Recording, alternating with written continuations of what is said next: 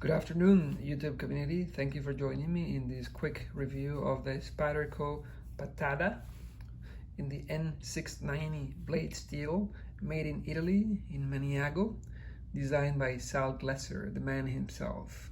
Okay, note that this is not the latest Pattada that has been revealed by Spyderco as of October 2020. This is just a regular N690, and don't let anybody tell you that it's just a regular, because it is not just a regular.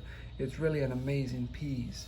So let's take a look here. Okay, the blade is almost 5 inches long. I'm sorry, 5 inches, 4 inches long of N690 steel.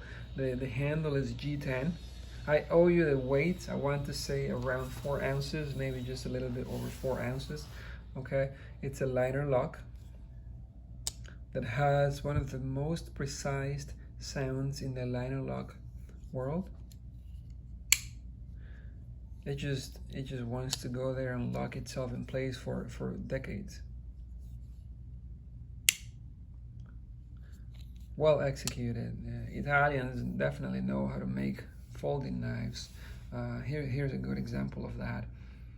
So for a lot of time, for a long time, Spyderco has been relying on an interesting branch to their designs, which is the ethnic series, right?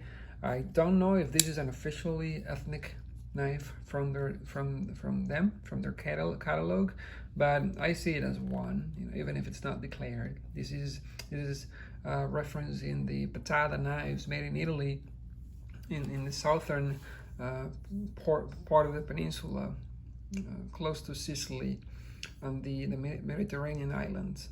Okay, so it goes back to that long tradition of Italian-made knives from the region. If you look up Pattada knives from Italy, they usually have a similar design, although they tend to be quite longer. There's a flare at the back here that seems kind of unnatural by looking at it. It seems that it shouldn't be that big, right? Normally they're not that big, but in the design, that's what they use, and it's quite comfortable. Visually, it may not be the most interesting end of a knife, but it respects the line. The blades also tend to have an initial belly, and then tend to be flatter as you come to the tip. They're always long and pointy like this one is. Okay. So what I wanted to highlight here is a couple of things, mostly the cutting performance. Elegant, jimpinless back thumb ramp here. So when you're locked in place, cutting down something in the kitchen on a cutting board, it is extremely efficient. Aided by the thinness behind the edge. As you can tell, the relief bevel here is quite small, meaning that there's not a lot of metal here behind the edge. You can poke down into things. I was talking about how easy it is to push cut on the Para 3. Well, on this design, it is as well. The tip is not as how do I say it? The tip is straight, right? It's like the military tip or the para tip.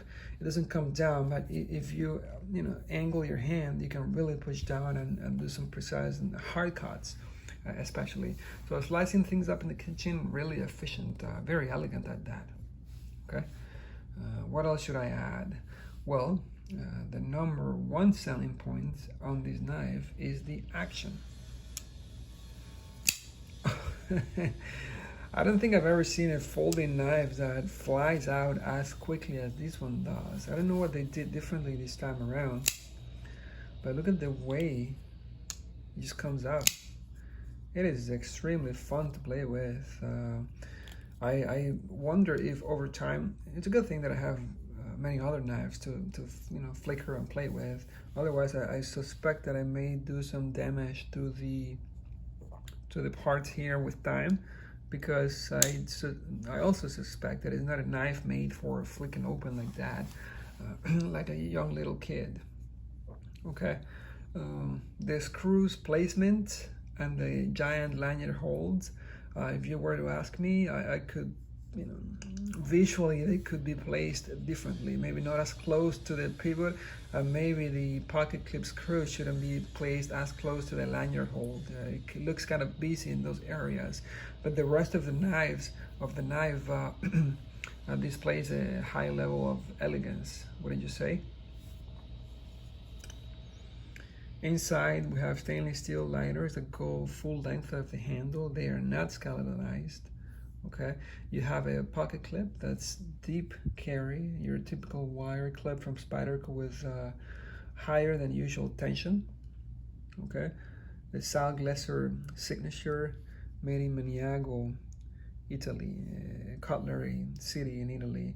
The knife is dirty. I don't know exactly why it's so dirty.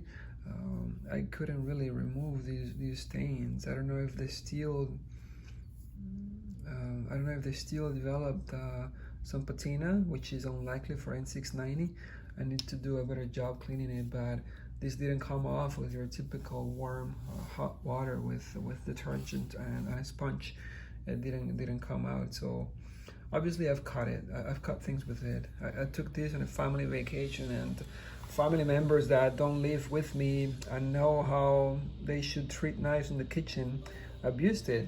They slammed it into ceramic plates, cutting tomatoes up. I couldn't believe the edge damage at the end of the trip. But here we have, I was able to restore most of it, and now it's back to relatively good sharpness.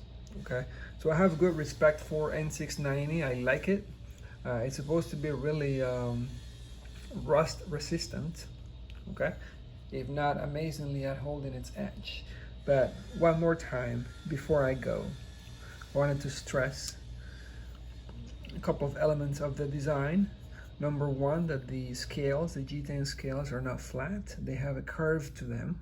Okay, they are kind of square over here. Spyderco should always do a better job chamfering those out for comfort, but they are thick. You know, if you compare the thickness to a stretch,